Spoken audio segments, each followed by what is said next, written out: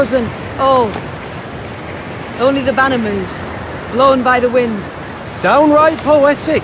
Prime material for a ballad, perhaps even a whole saga.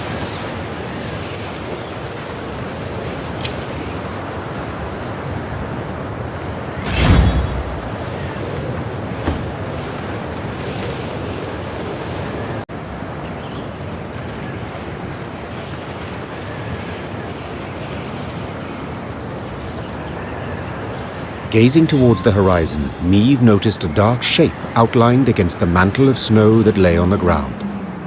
It proved a tower, toppled and broken in pieces. Around it lay the ruins of other buildings, blocks hewn out of basalt rock protruding from the permafrost. That'd be the Clan Vidmar ruins, said Gabor, hollering over the wind. Ridge ones had their clan seat here till earth tremors turned all into dust. Hundreds of dwarves lived here once, and now, not a living soul. Help! Save me! On the contrary, there was someone midst the ruins, and said someone was clearly in trouble. Niamh ordered her men to find the unfortunate soul. They returned moments later, leading a dwarf whose teeth chattered. They had found him in a ruined building where he'd sought shelter from ghouls. Judging by his appearance, the dwarf had spent the better part of a week there.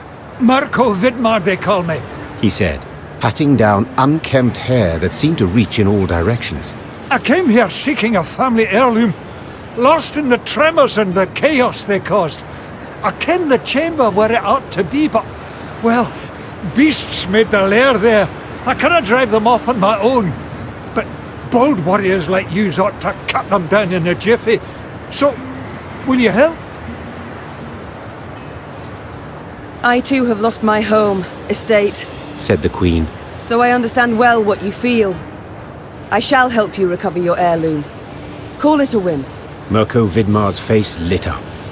Though he'd spent a week besieged and eating stale biscuits, and though there was a hoarfrost in his beard, he quickly trotted to the front of the column and led the Lyrian soldiers to the underground chamber. As promised, beasts awaited there.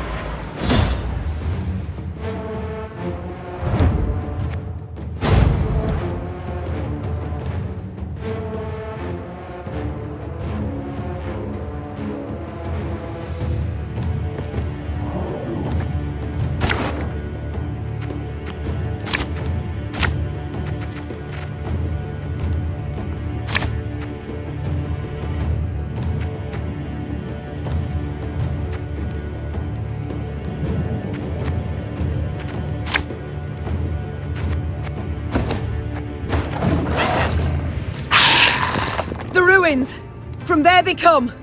Drive them back!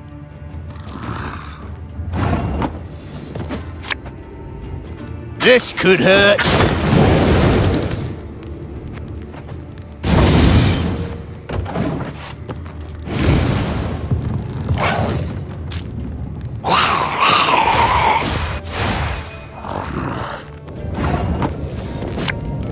As you command.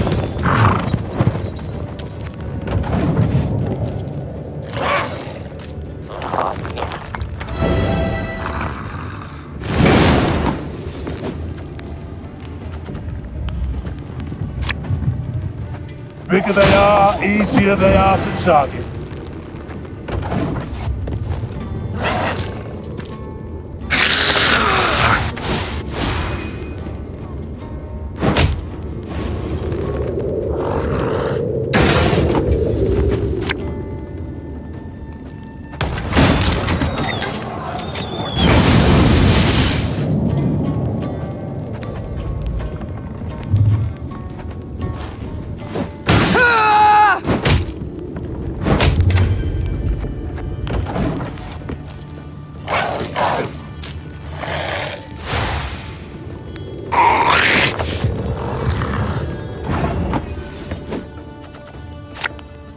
Thing about slings, they hide well.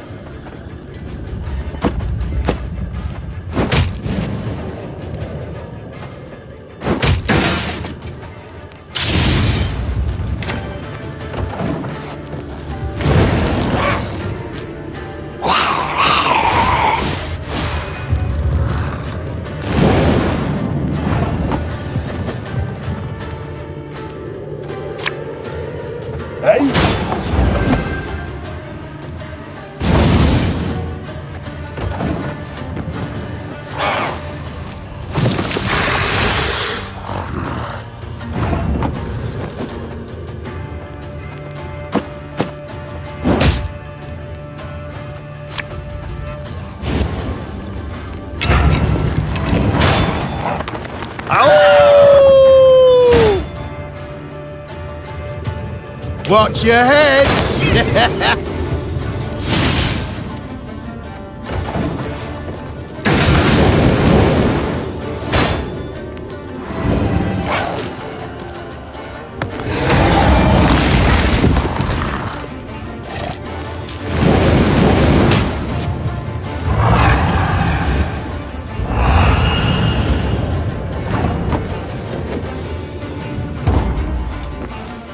Let's get a move on before any others show up. As soon as the fight was done, Mirko Vidmar ran towards a crate that stood on a pedestal, slipping on the now bloody floor. When the dwarf lifted the lid, precious stones spilled out. Your heirloom? This? Asked the Queen, rather puzzled. I thought a pipe that belonged to your grandfather more likely. Seems to me Brother Mirko wasn't wholly candid with us. This here's no heirloom, no family souvenir. It's the treasure trove of Clan Vidmar. We thought it gone for good. Pressed for the truth, Mirko admitted no family sentiment had prompted this expedition. The dwarf had planned to leave Mahakam and start a new life among humans. Yet he did not wish to do so without sizable capital. I canna stand to stay here a moment longer. The days, all of them, they're identical. Rise with the first cock's crow, march in double file to the latrine, crap on command, 12 hours down the shaft and home to sleep. Mirko complained. Want a wifey? Put in an application, in triplicate. Care to snip your beard? Elders got to approve it. You want to add buttermilk, not cream, to your mushroom soup? Clan council's got to debate it. How's a dwarf not to get balmy? I understand the lad, no two ways about it. Gabor sighed. But I feel it's my duty to remind yous that what Mirko's going and doing here, well, there are laws. Treasure's due the Elder-in-Chief, not to Mirko, that's one. Second, any dwarf that wants to leave Mahakam can't take nothing but his breeches, his dixie and his coat. So, brief like, consider well afore you make your decision, Your Grace.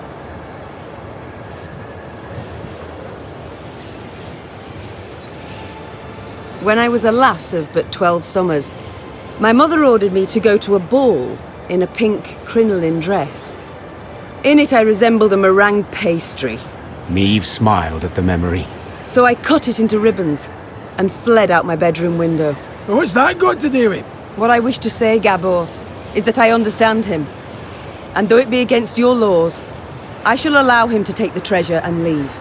Mirko Vidmar had tears in his eyes as he thanked the Queen. Then he heaved the crate onto his back, and deeply bent over under its weight, he trudged off towards human lands.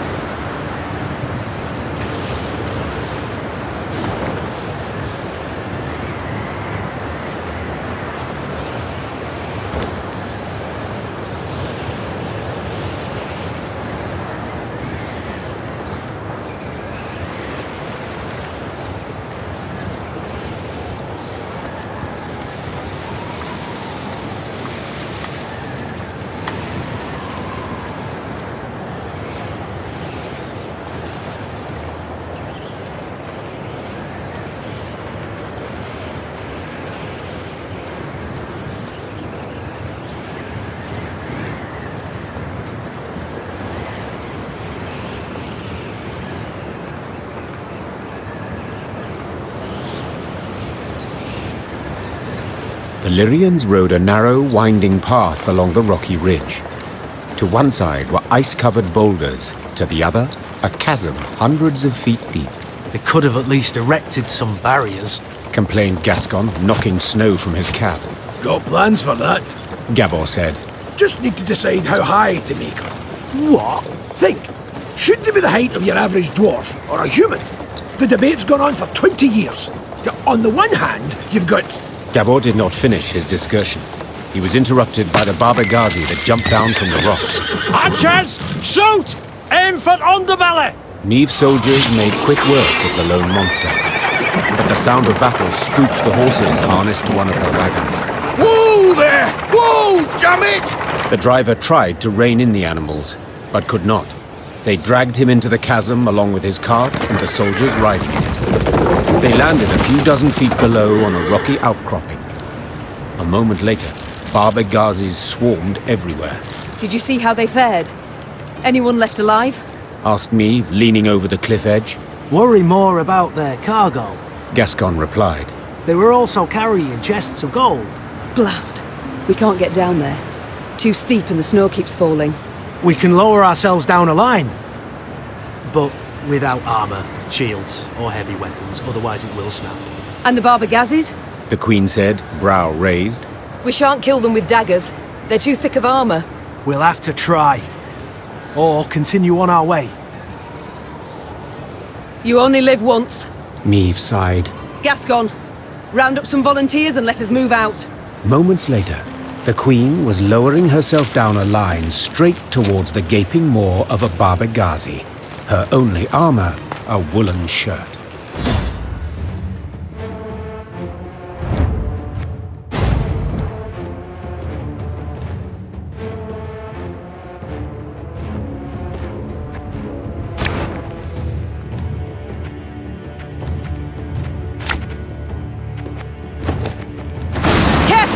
No one try to be a hero!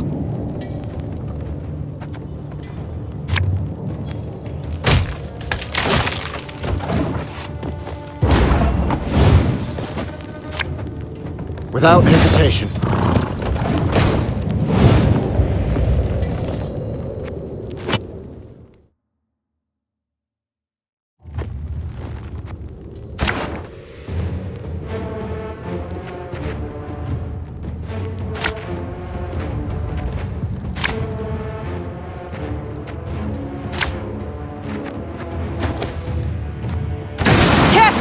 No one try to be a hero!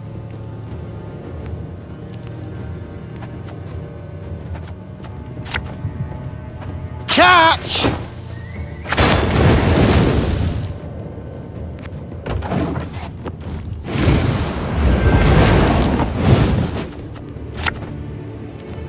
Nothing personal, I assure you.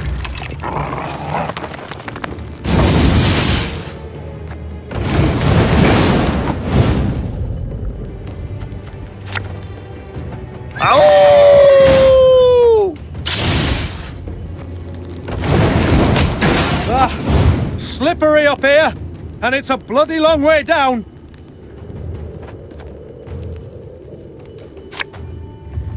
Have it the white of an eye from half a league away.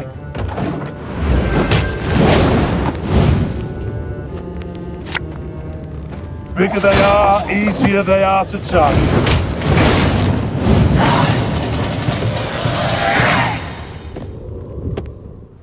Bereft of sword and shield, Meve could not withstand a single blow. She thus danced atop the frozen snow, deftly dodging the Barber Ghazi's lightning-fast strikes, while delivering but a few well-aimed hits of her own, to their eyes, ears, and gaping jaws. When the last monster fell lifeless to the ground, Meve walked up to the shattered wagon. The soldiers it had carried were bruised, frostbitten, but alive. Your Grace, we were sure you'd leave us. A good ruler never abandons her folk. Nor her gold. Gascon interjected, while securing a rope to a chest. Soon enough, all were safely back on the path. The admiration Meve saw in her soldiers' eyes was in itself sufficient reward for her difficult battle.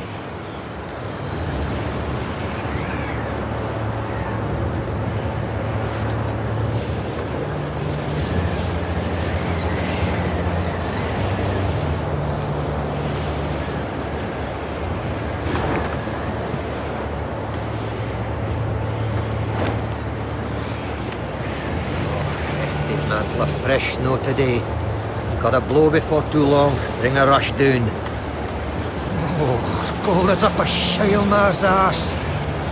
Braving the snow in those meagre courts, are ye? Truly. Thought yourselves here for a spell afore moving on. Snow falls down, snow falls down.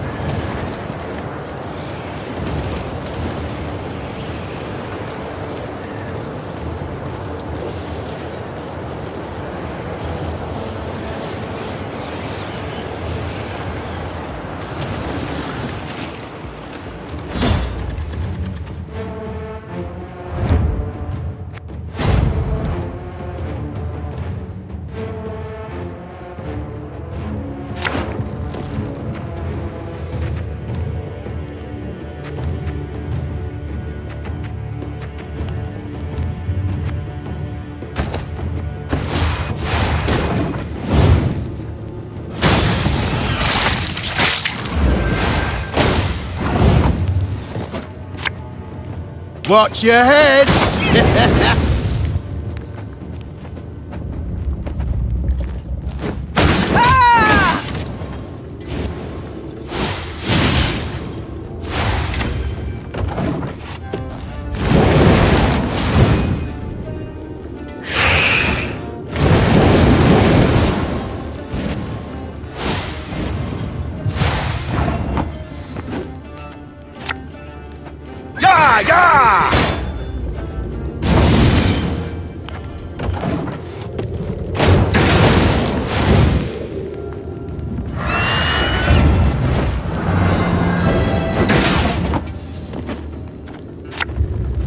Bigger they are, easier they are to target.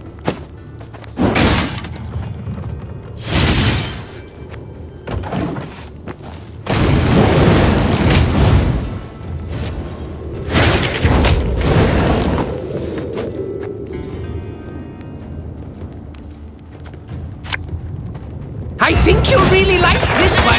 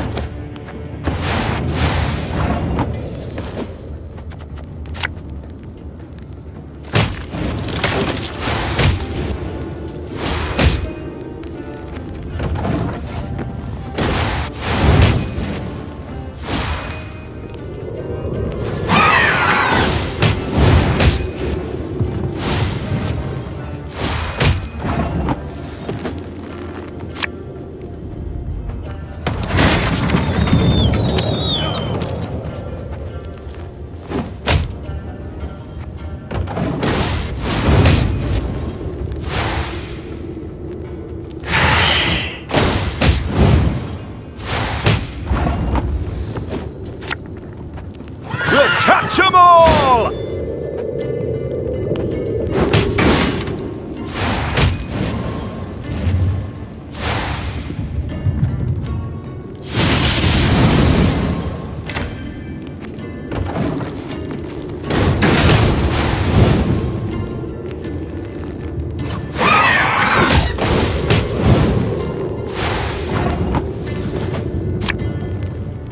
The chase is on!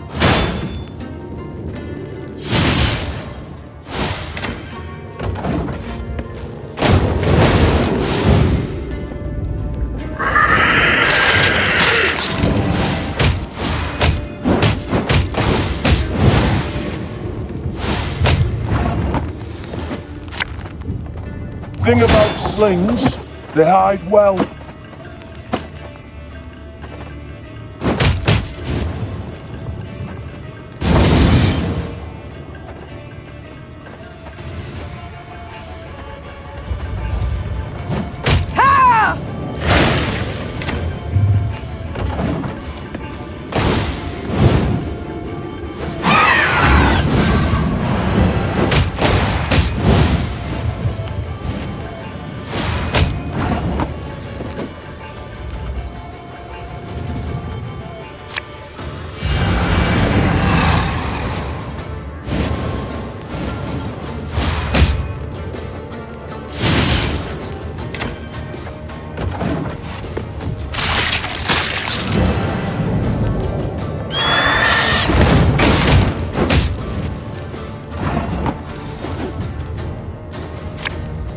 When will you ever learn?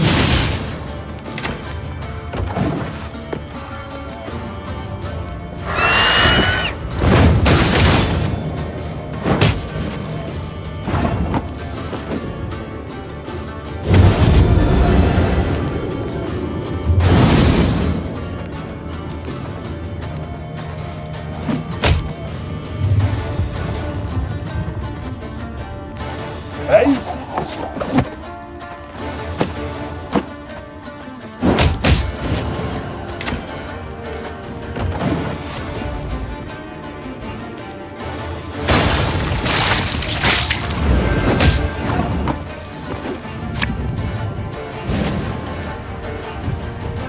to reap, a time to sow.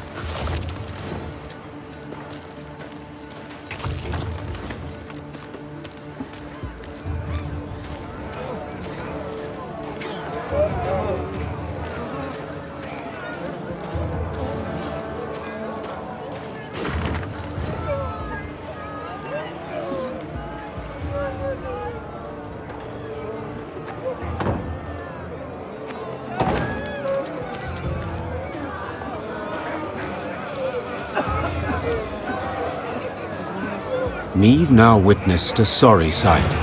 A mass funeral for miners killed due to a tragic convergence of events.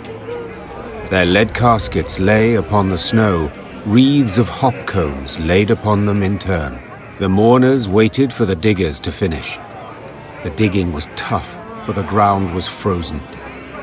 As the crunch and thud of picks and shovels continued, the dead miner's foreman scrambled onto a boulder to make a speech. Angry shouts and loud booing stopped him.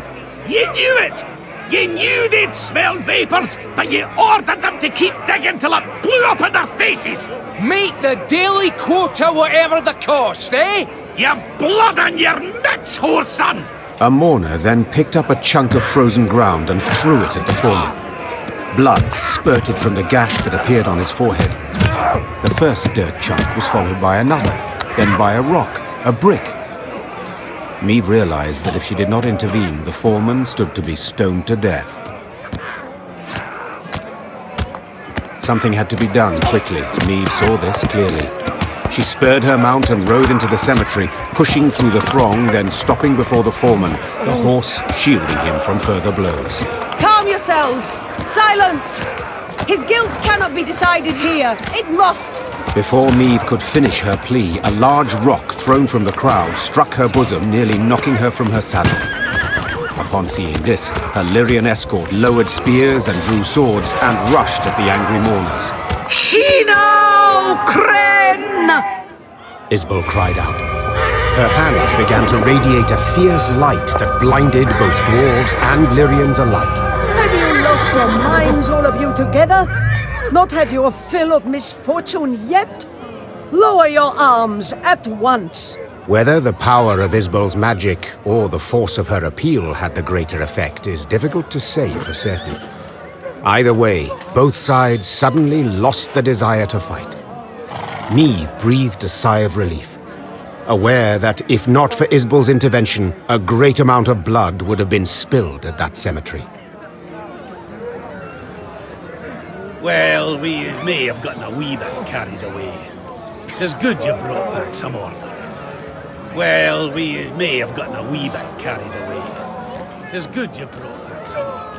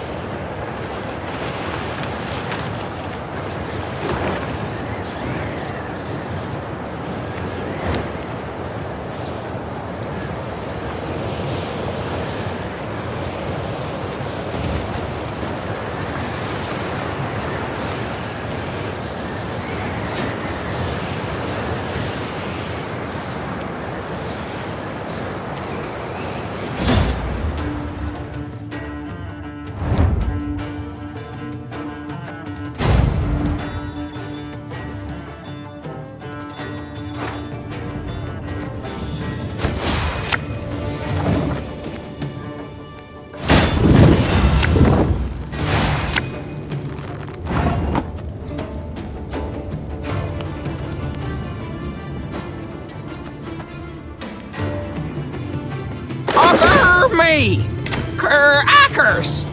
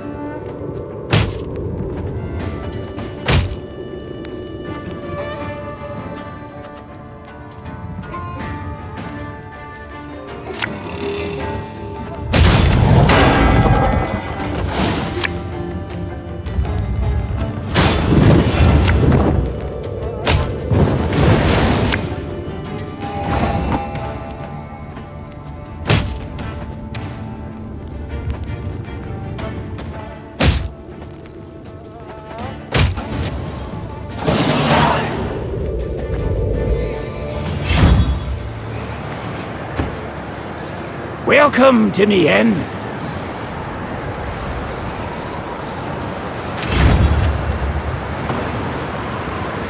We've many folk today, but there's always room enough for more. Good to see you again. We've many folk today, but there's always room enough for more.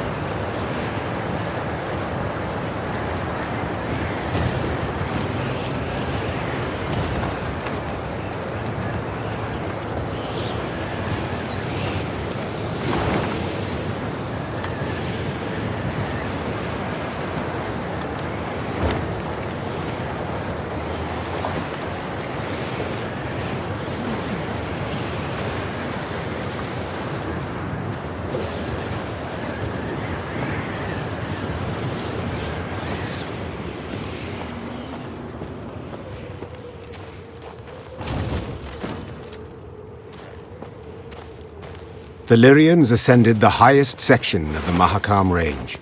Snow crunched under their boots, cold air stung their lungs, and the wind snapped at their cloaks. Meve wiped sweat from her brow and turned to Reynard. There! By the rocks! We shall... The rest of her words were drowned out by a powerful blast. The entire mountain rumbled with a low, vibrating roar. The sound grew louder, echoing off the rocks, splitting their ears. The Lyrians looked around, disoriented. Few heard Gabor's warning. Dinna just stand there! Get behind a rock! Quick! Hurry! Meve followed the dwarf's gaze and cried out in terror. The snow stuck to the mountainside had started to slide down the slope, sending up mists of icy dust. Before she could react, the white torrent knocked her to her knees, crushing her and smothering her into the ground. All she felt after that was all-encompassing cold and fear. Meve survived. The dwarves who ran to the Lyrians' rescue dug her out of the snow in time. Some of her soldiers were not so lucky. The Queen looked at their bodies, blue, frozen. Next to them lay dead horses, demolished wagons. The losses were enormous. Meve wiped her cheek. Her tears burned her frozen skin. Gabor spoke a while with the leader of the Mahakam guard patrol that had come to their rescue. His face was dour. What? What have you learned? I'll tell you all in good time. But first, you need a warm drink, good victuals. No, Gabor. I need to find out what in blazes happened here. Well, 'twas an avalanche. Of course it was an avalanche. I'm no fool. But what caused it? What was that noise? Signal horns. Ours. So you brought this snow down on us? Dwarves! Well, aye, but, unawares.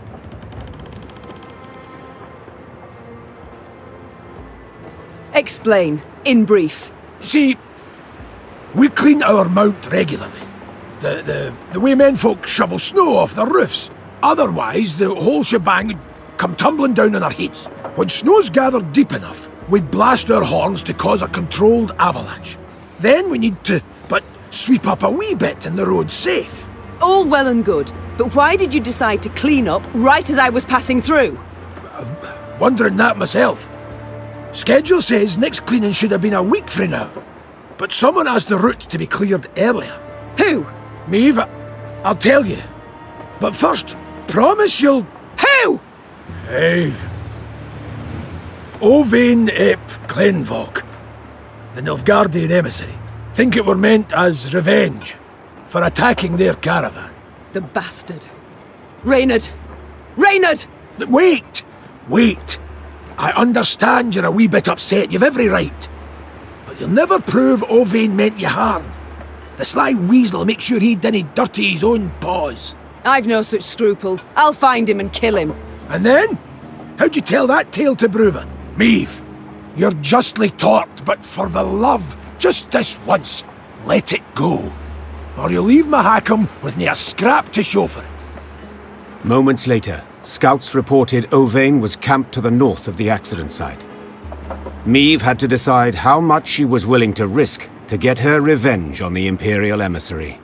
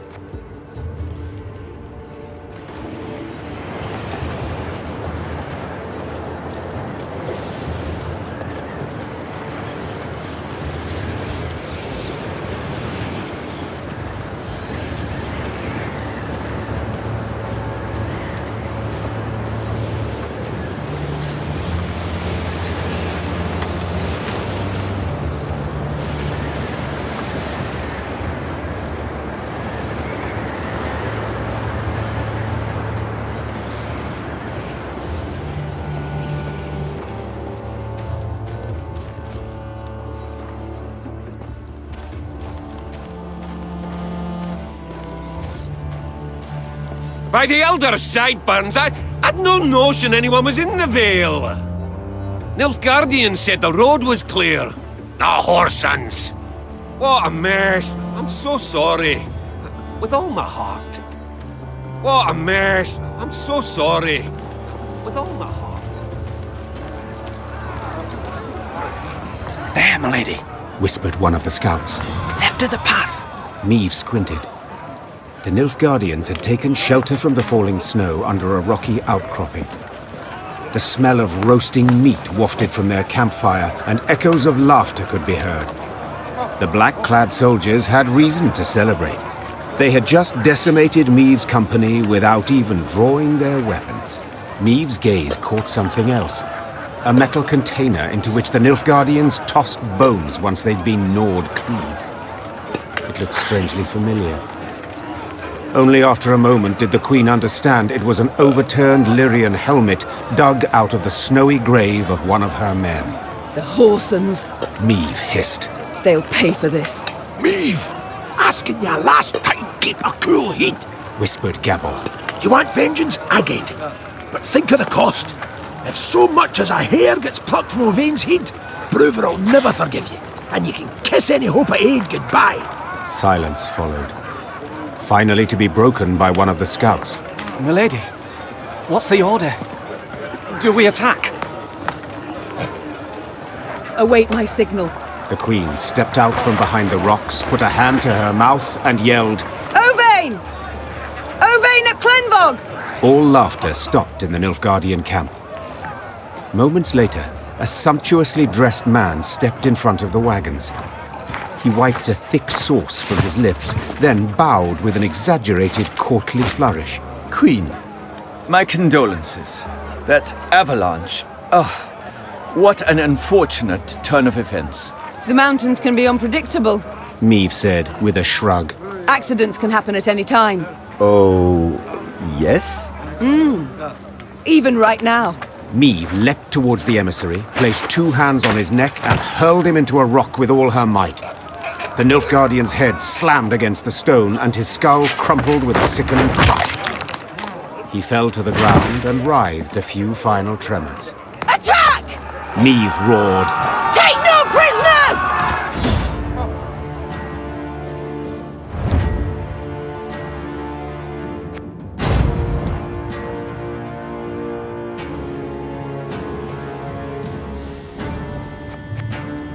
Giffen Quan and Lyrian!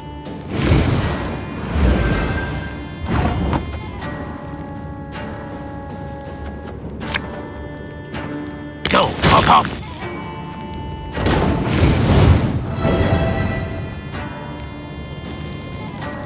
Wise choice. Take no prisoners! The chase is on!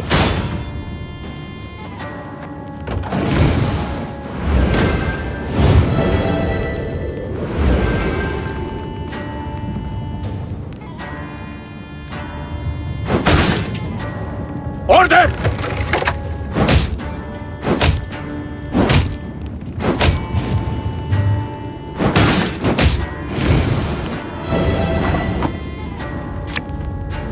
Hey!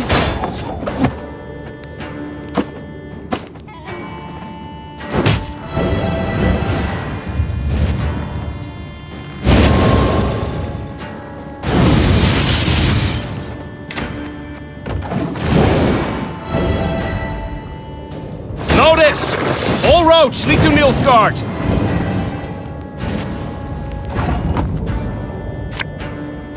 Ever have a storm knock out one of your teeth?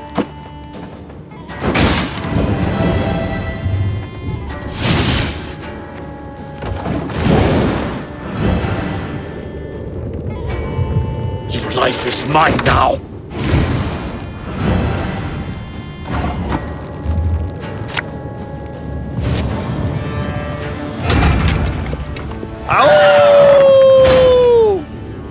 You can try to win them all, but you won't.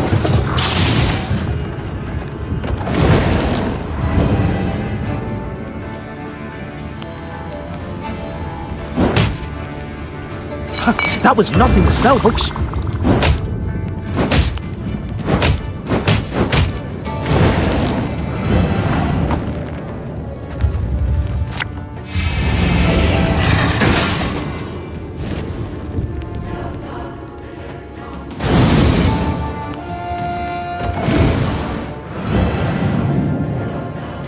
My boots got sand of purity in them.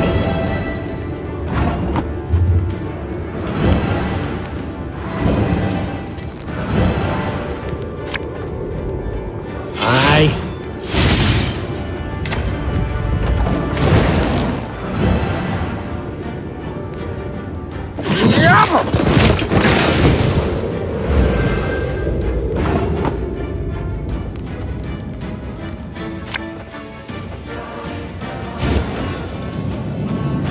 Watch your heads!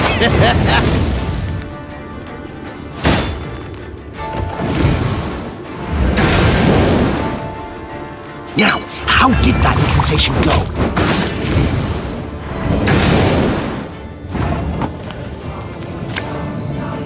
Quick and painful this'll be.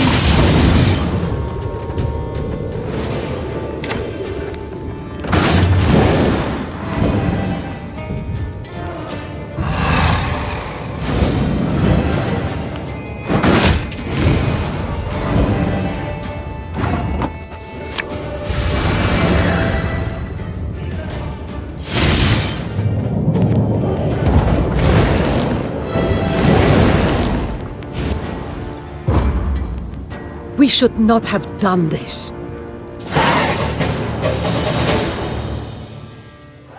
Meve showed no mercy for the Nilfgaardians in Ove Nepklenvog's camp. All would share their leader's fate. And the dwarves? As predicted, they were outraged by Meve's open attack on the Nilfgaardian emissary. Bruva Hoog suddenly called for a council of the clan elders. They debated what to do with the Lyrians for a long time. The elders, outraged the Queen had once again defied their principle of neutrality, levied a punishing financial penalty, and threatened another such incident would result in a lifetime ban from entering the Dwarven Kingdom.